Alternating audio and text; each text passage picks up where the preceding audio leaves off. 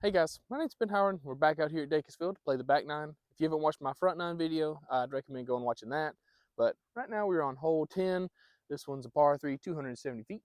Basket's up this hill, tucked into the tree lines. You can see nothing too crazy about this hole, besides the fact that it's going pretty far uphill. So it's just going to play a little bit farther than you'd think. But as long as I can put myself into this little grassy area just outside the tree line, typically they'll give me like a 20 to 25 footer. So not really any reason to try and push into the tree line. If you want to try and push into the tree line, a forehand would be a much better play. But I'm just going to take a backhand with the mid-range, put it out to the left on some anhyzer, see if I can get to hold its height and just kind of drift back to the right.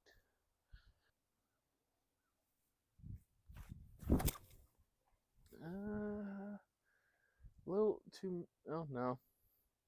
Okay. Just needed to start a little bit farther to the left, and that would have been really good. But I should have like a obstructed like 30 footer from there. Okay, so not too obstructed. Got a pretty wide open look. I've just got some branches that make it to where I have a low ceiling. But just do like a low spinny driven putt, we can make this. Ah, dang, slipped out.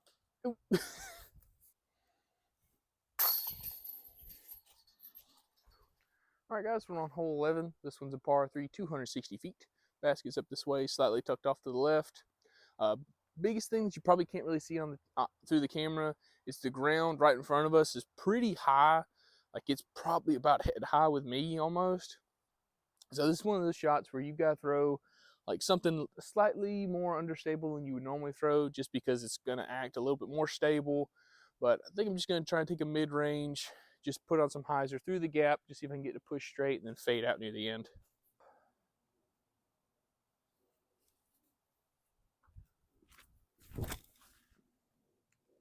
Oh, I just flipped up just a little too much. That was perfect out of my hand though. Man.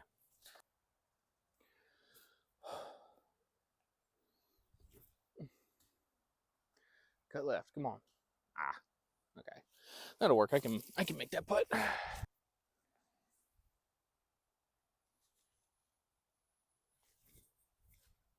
Ooh, there we go. All right, guys, we're on hole 12. This one's a par 3, 230 feet. Basket's basically just dead straight ahead, but the biggest thing to pay attention to is you can probably tell the ground slowly slopes down once you get past the 80-foot mark. So you want to throw like a glidey, but like soft, almost like an approach shot kind of, but obviously we're still going 200 feet. So you need to put some oomph into it. So I'm going to try and take a putter, throw it to the right side of this group of trees in the middle of the fairway. Just either put a touch anhyzer or just throw it flat, honestly, and just see if I can get to kind of just coast that way, and like gently fade out near the end.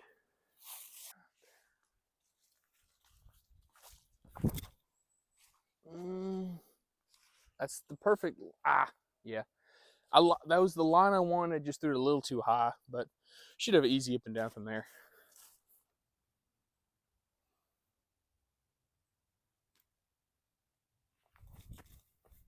Oh, just a little too low. Dang.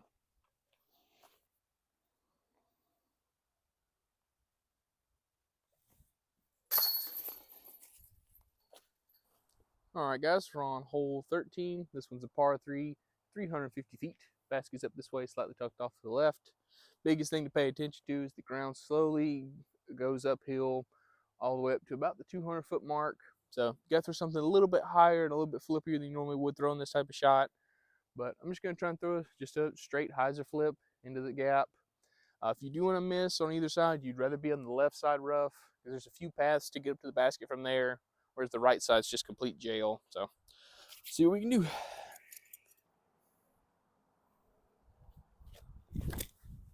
Ooh, that looks good. I couldn't see the rest of that shot, so I'm hoping I got like a nice straight skip, but it looked like if we were going to be anywhere, we were either going to be in the fairway or on the left side rough, so did that part pretty good.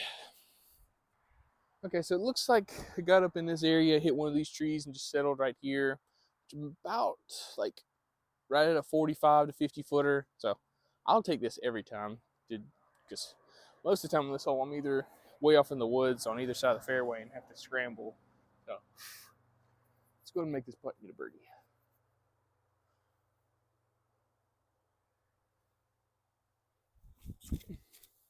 Fade. Ooh, almost.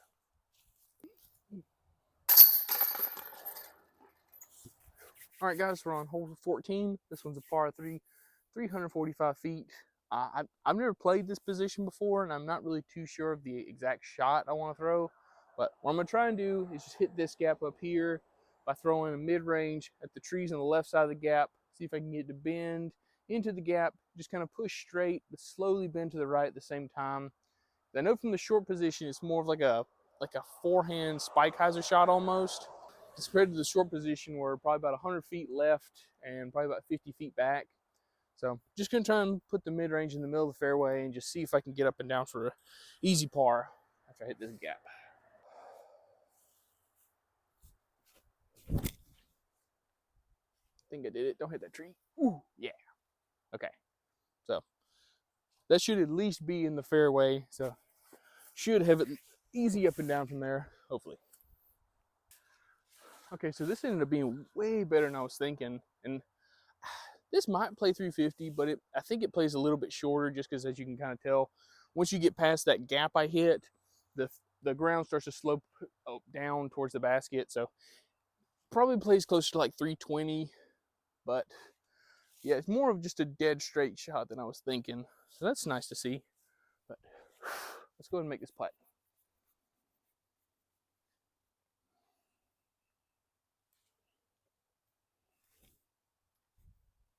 Ah, dang, almost.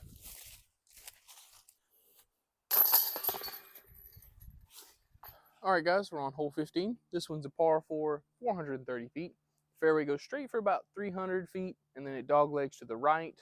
Biggest thing you don't want to do in this hole is be early right in the rough, because you're not going to have an angle to progress really unless you throw like a cut roller or something like that. And it's really thick over there. So if you want to make a mistake, you'd rather go long or be in the rough off to the left. So what I'm going to do is I'm going to take a fairway through this left gap, just throw it on some hyzer, see if I can get to stand up and turn over through the gap and just push straight and drift to the right at the same time. Hopefully, I have gotten eagle looks on this hole before with a really nice shot, but most of the time I was getting like 60 feet.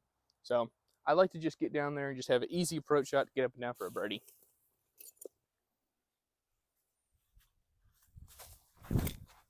Ah, dang it. That tree is right where I want to throw the shot. Dang it.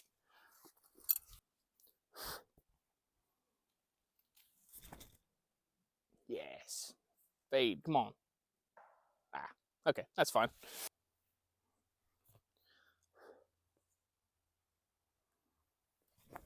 Ooh, pulled it just a little bit. Skip. Get up there. Okay. I can make that.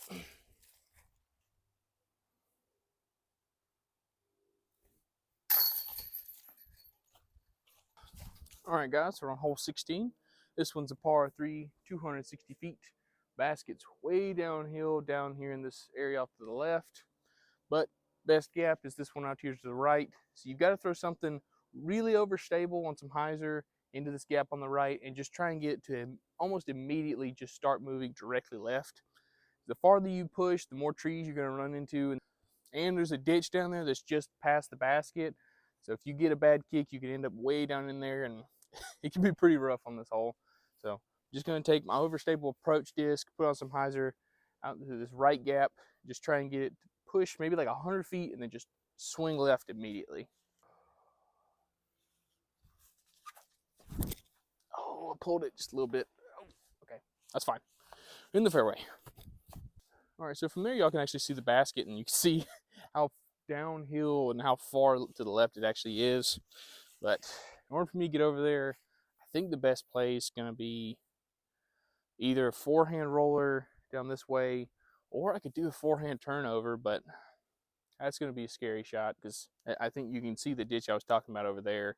So if I don't get it to pan, or if it just hits a tree and goes straight, it's going to go down there in that ditch, and I don't want to go down in there. So we'll go with the forehand roller. Just got to make sure that I get it either straight up and down or even on a little bit of angle off to the left. So let's see what we can do.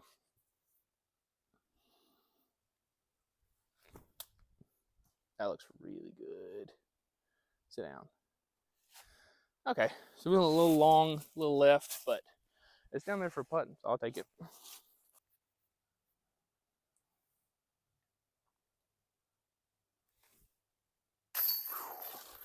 There we go. All right, guys, so we're on hole 17. This one's a par 3, 185 feet, just straight ahead. Nothing too crazy about this one. You do want to throw something a little overstable out to the right and let it finish back to the left. But other than that, there is a creek between us and the basket, but it doesn't typically come into play unless you throw something like too overstable and it fades out really hard. But just going to try and throw just a straight putter with like maybe a touch of hyzer on it. Or I might throw, I don't know, I'll figure out what I'll throw and I'll let you know.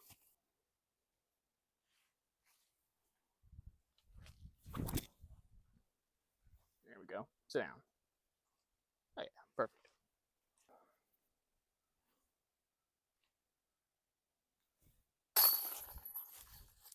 Finally got a birdie. Woo. All right, guys, we're on hole 18. This one's a par 4, 410 feet.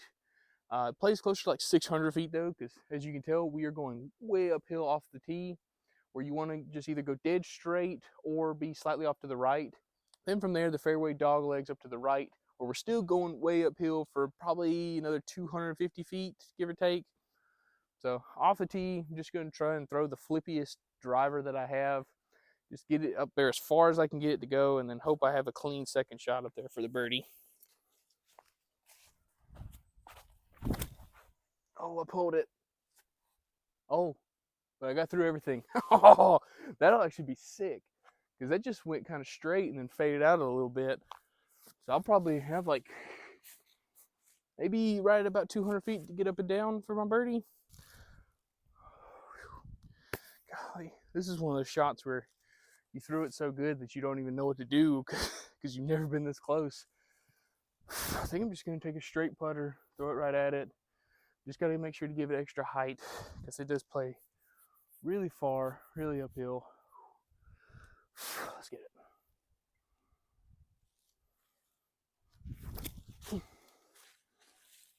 Hey, just a little bit.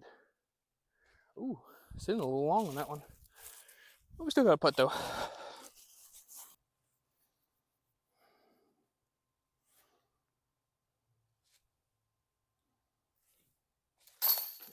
Let's go. Whew.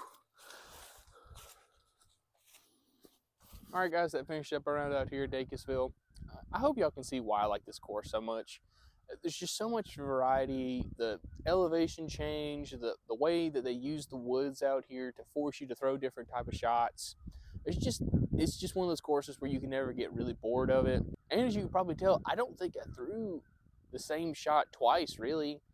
I mean, I might have thrown like a slight hyzer with the mid range once or twice, but that's it. And I think that was what, hole 1 and hole 11. So, I mean, there might be other ones I'm not thinking of, but to be able to have that much variety to where I'm using almost every disc in my bag on almost every line, it's just so nice to have. And not only do they have like tons of shot variety on this one layout, but I believe they have 3 or 4 different layouts out here for every hole.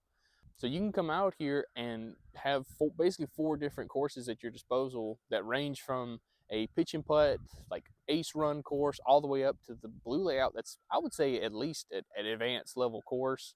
And not only do you have all those layouts, but you also have a nice practice area where you have like a good, at least 60-foot circle around the basket to warm up. And you've got this field out here.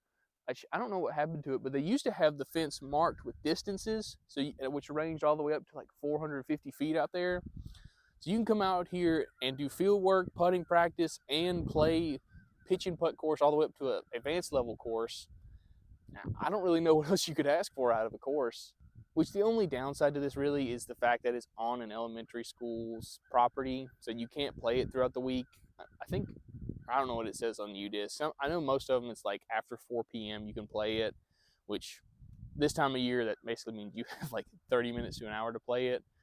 But during summer, you can come out here and play this anytime. During weekends, you can play this anytime. So I don't know how you could live anywhere near this course and not play it like almost every chance you get. So I couldn't recommend this course anymore if you haven't tried it out. It's definitely well worth almost an hour drive just to come out here and play it at least once. Thank y'all so much for watching. Please like, subscribe, and y'all have a good one.